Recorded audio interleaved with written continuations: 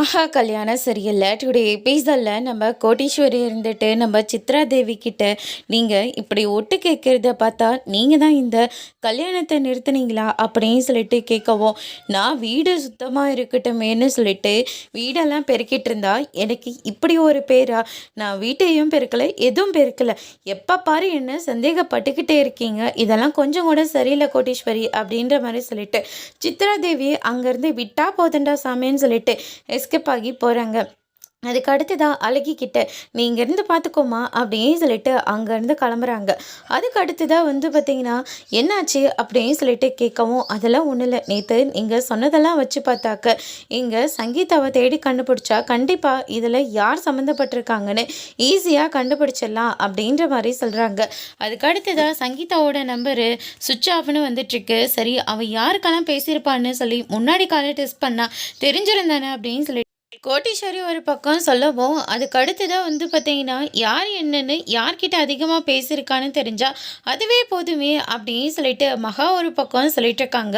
அதுக்கு அடுத்ததான் பார்த்தீங்கன்னா நம்ம சித்ராதேவி இருந்துட்டு கௌதம்க்கு ஃபோன் பண்ணி வீட்டில் நடந்த விஷயத்த சொல்லலாம்னு சொல்லிட்டு கால் பண்ணுறாங்க.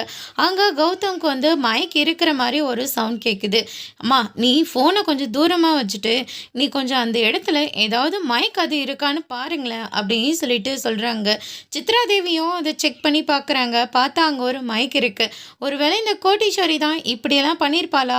ஐயையோ எப்போ இந்த மைக்கை இங்கே வச்சாங்கன்னே தெரியலையே, இப்படி வசமாக மாட்டிக்கிட்டோமே அப்படின்னு சொல்லிட்டு நம்ம சித்ரா புலம்பிட்டு இருக்கவும் அனாமிகாவோட ஞாபகம் வருது. ஒருவேளை அனாமிகாவை போய் நம்ம செக் பண்ணலாமே அப்படின்னு சொல்லிட்டு அனாமிகா கிட்ட போகிறாங்க. இவங்க பேசிகிட்டு இருக்கிற எல்லாத்தையும் அனாமிகா கேட்டுட்டு இருக்காங்க.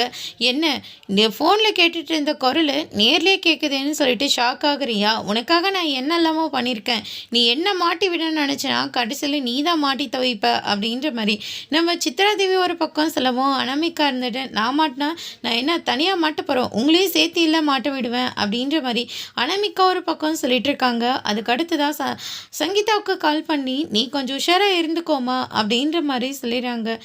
சங்கீதா பயங்கரமாக பயத்தில் இருக்காங்க. அதோட இன்னைக்கான எபிசோட் முடிச்சிருக்காங்க.